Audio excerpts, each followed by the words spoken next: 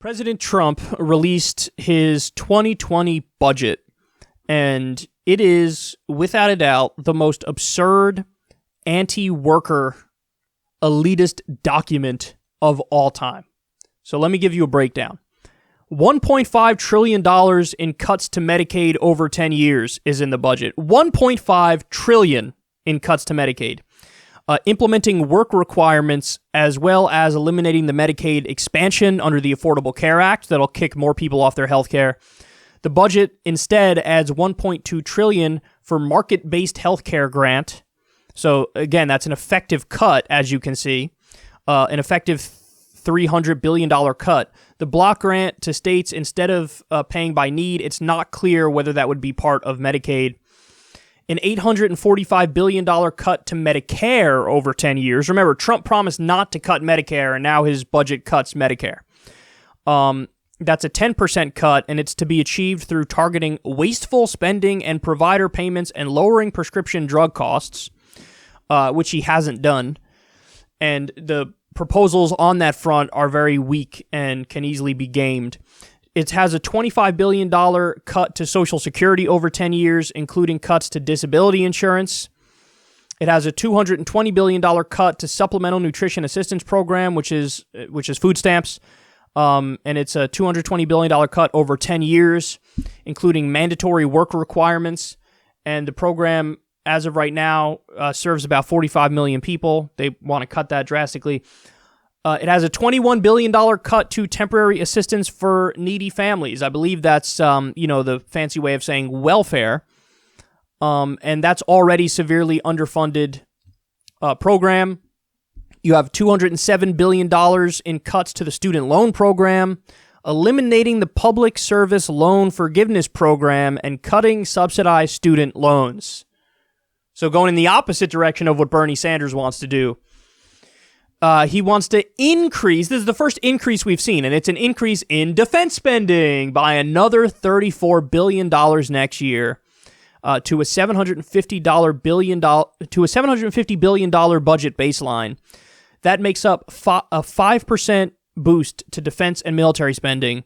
To keep the defense budget within current caps, the White House uses a gimmick, putting $164 billion of this budget increase in an uncapped overseas contingency.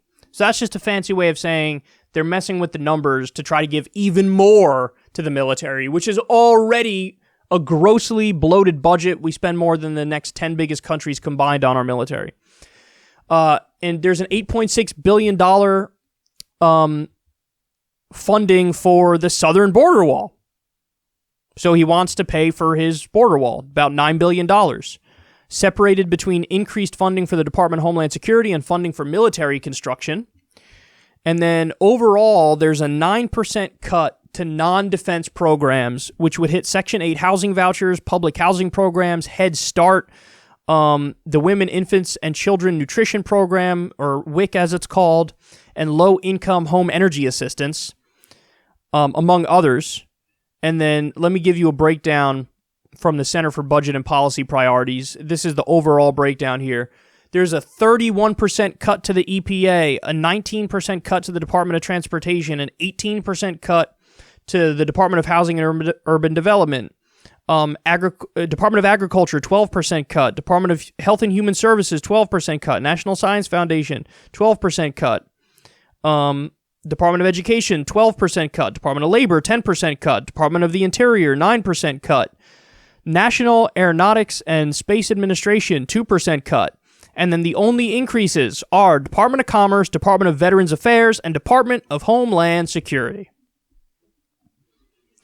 So, in other words, let's have an even bigger, more bloated military. Let's build the wall, and then let's cut every single safety net program that we have in this country. Every single one. Guys, this document proves beyond any reasonable doubt all of that fake populist talk was BS. It was a gimmick to try to get elected. when he was on the campaign trail talking about workers and talking about helping people, and we're not going to cut Social Security, we're not going to cut Medicare, we're not going to cut Medicaid. Wrong. He did exactly that when he got power.